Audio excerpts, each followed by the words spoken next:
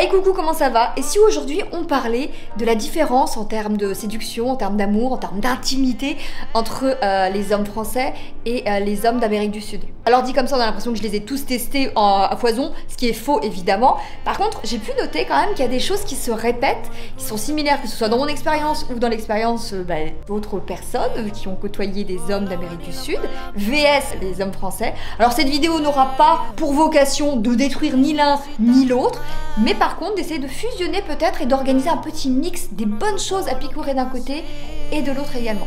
Mais en attendant j'ai une petite course à faire, donc du coup je prends mon petit vélo et on va y aller.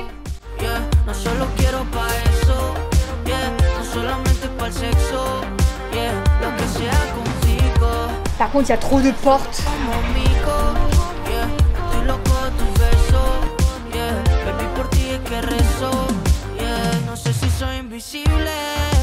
Ça y est, on y est, j'ai fait mes petites courses et j'ai eu raison de me dépêcher de les faire puisqu'il s'est mis à pleuvoir. Oui, même au Mexique, il pleut, c'est l'hiver. Bienvenue dans cette vidéo, c'est bientôt la Saint-Valentin, alors quoi de mieux qu'une petite vidéo qui va parler d'amour, de séduction, de charnel et de faire une petite distinction entre ce que j'ai pu expérimenter avec des hommes en France et des hommes d'Amérique du Sud. Vous n'êtes pas sans savoir, mais peut-être que si, que j'ai vécu un peu plus de 3 mois au Brésil récemment, que je suis actuellement depuis de nombreux mois au Mexique, et que forcément, voilà, fréquenter des gens, les côtoyer, rencontrer des gens qui sont également avec des hommes d'Amérique du Sud, mais j'ai pu observer des petites différences et on va en parler. Et évidemment que les observations que je vais vous partager, que je vais vous délivrer, ne sont pas du 100% des cas absolus, gravés dans le marbre, c'est comme ça, c'est comme les Français. Non, nous ne mangerons pas tous des baguettes, chaque jour nous ne nous baladons pas avec un béret sur la tête, encore que ça revient à la mode je crois le béret. Mais c'est vrai que nous apprécions la baguette et que peut-être nous en sommes des plus grands consommateurs qu'ailleurs. Vous voyez, un petit peu, on nuance, on nuance, on nuance. La première chose qui m'a frappée et qui a été donc commune avec toutes ces rencontres masculines, c'est une forme de galanterie. Qu'est-ce que je vais entendre par le mot galanterie et surtout par le mot forme? C'est qu'évidemment la galanterie a des définitions différentes selon les époques, l'approche, etc. Mais essayez d'y mettre la notion de protection, de faire attention à l'autre, de la sécuriser. Je m'explique. Quand je marche dans la rue avec mon amoureux, même si je suis sur le trottoir, systématiquement, il va me déporter du côté du mur. Au début, je me demandais bien ce qu'il faisait parce qu'à chaque fois, j'étais là, mais qu'est-ce qu'il me fait là? Pourquoi il me met toujours de l'autre côté là? Mais enfin! Et après, j'ai compris. C'est qu'il restera toujours du côté du passage, des voitures et que, en gros, moi, il me met à l'abri. Et il le fait évidemment pas méchamment, il le fait évidemment pas de manière agressive, c'est toujours très délicat, mais une espèce de naturel, une espèce de chorégraphie comme ça où on marche et il me fait... Et il me met sur le côté. Et je me suis souvenu que quand j'étais au Brésil avec un petit copain de quelques jours, pareil, on était comme ça à l'extérieur, dehors, à boire des verres, on est debout, la rue est à côté, hop, il fait attention, il me met de l'autre côté. Si quelqu'un passe, hop, attention, il fait en sorte de me protéger, de faire en sorte que je sois pas bousculée, il regarde derrière, il regarde devant, que tout aille bien, que je sois pas mise en danger. Cette personne, au Brésil, je l'avais rencontrée le matin même. Donc cette espèce d'élan de protection envers ma personne n'était même pas liée à de l'amour, à une forme de sentiment fort, il faut préserver la femme que j'aime. Pas du tout. C'était inscrit dans son raisonnement, dans son process, dans son fonctionnement. On fait attention à la femme, on fait en sorte qu'il lui arrive rien, qu'elle soit pas bousculée, qu'elle ait pas de risque éventuel, etc. J'ai trouvé ça fou, un côté extrêmement protecteur. Parenthèse, évidemment que cela peut s'expliquer par le machisme, mais ça il faudrait repartir un petit peu en arrière, expliquer l'historique, etc.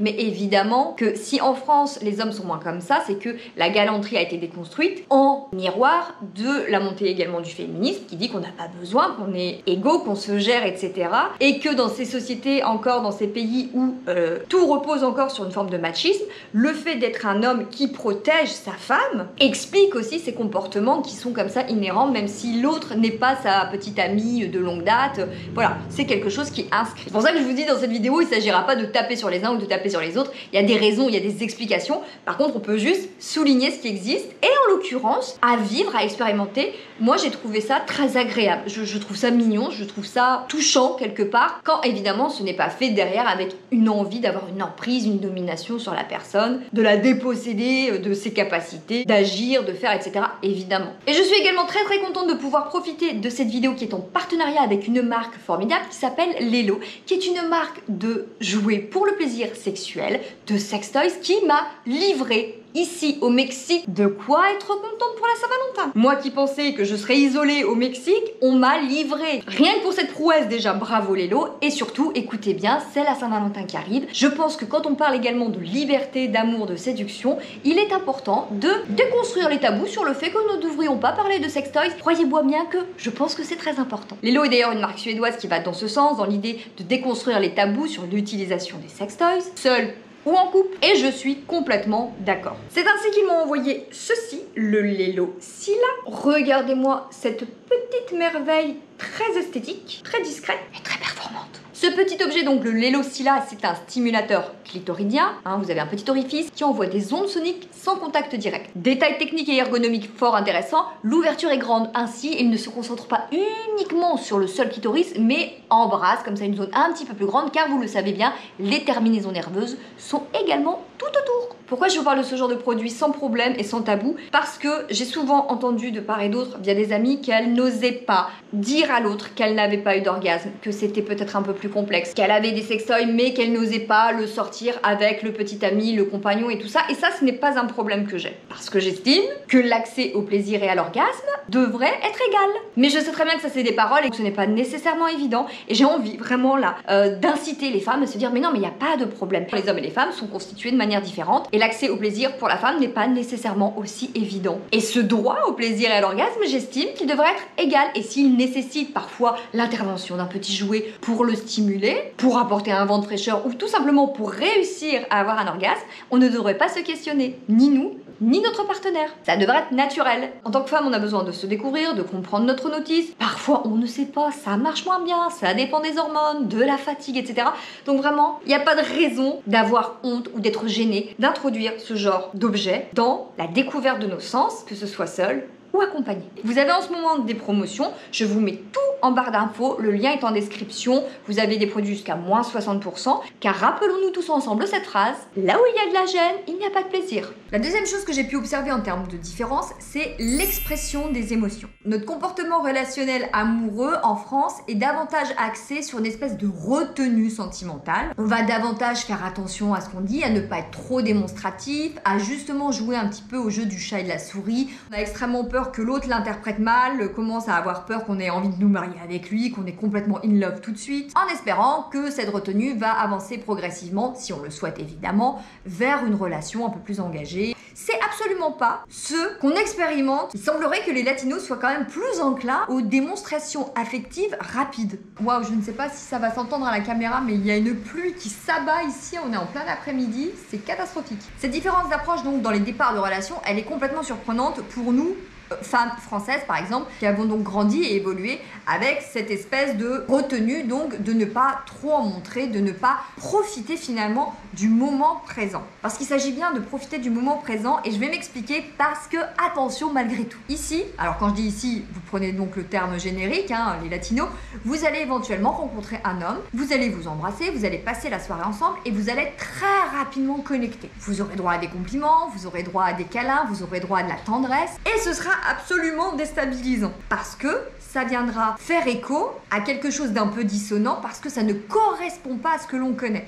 Normalement, quand un homme, au bout de quelques temps de relation, commence à être très affectueux, commence à vous dire des petits mots, commence à avoir des gestes tendres, à vous caresser les cheveux, à vous faire des petits bisous délicats, c'est l'indicateur bien souvent que cette personne est en train de tomber amoureuse. Et là, vous allez donc vivre quelque chose qui n'a pas de sens au départ. Vous rencontrez cette personne, ça fait quelques heures qu'elle est dans votre vie et elle a déjà ces mêmes comportements. Donc deux choses. La première, c'est que c'est extrêmement agréable. Je m'explique pourquoi je dis ça.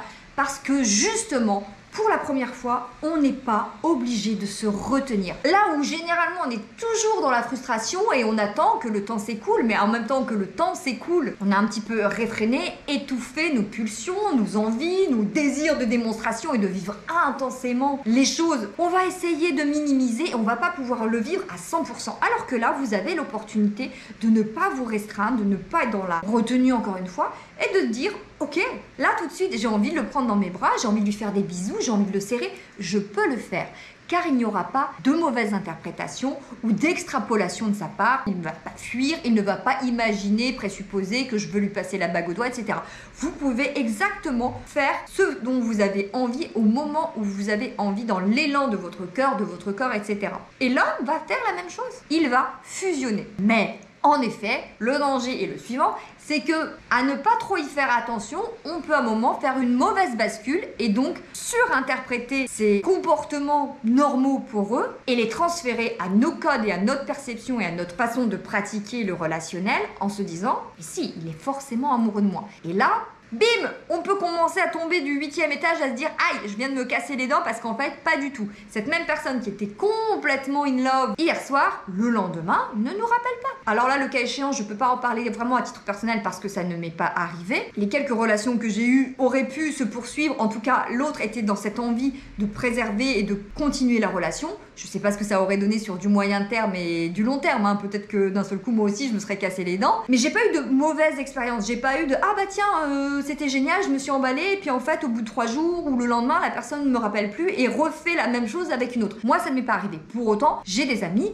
qui ont vraiment eu le cœur brisé parce qu'elles avaient beau le savoir, elles savaient que ce n'était pas la même approche et qu'il fallait se méfier et faire quand même attention à ne pas prendre pour soi-même tous ces signes indicateurs d'amour. Et pourtant, on n'est que des êtres humains, c'est tellement agréable, c'est tellement beau que si nous on plonge, on espère que l'autre va plonger et quand on réalise que lui non, en fait il est resté comme ça au bord de la piscine, ça fait super mal. Ce qu'il y a, c'est vraiment faire la distinction entre les marques d'attention, d'élan, de proximité, de démonstration affective ne sont pas nécessairement liées à votre personne, mais à ce que vous vivez ensemble à ce moment-là, à cet instant T, avec cet homme. Je suis pas amoureux de cette femme, mais je suis amoureux du moment que l'on vit. Et donc, je suis sincère dans mon envie d'exprimer des choses, qu'elles soient verbales ou physiques, et je le dis. Et c'est ce moment entre ces deux personnes qui est complètement intense. Mais ce n'est pas nécessairement destiné pour vous à titre personnel et individuel.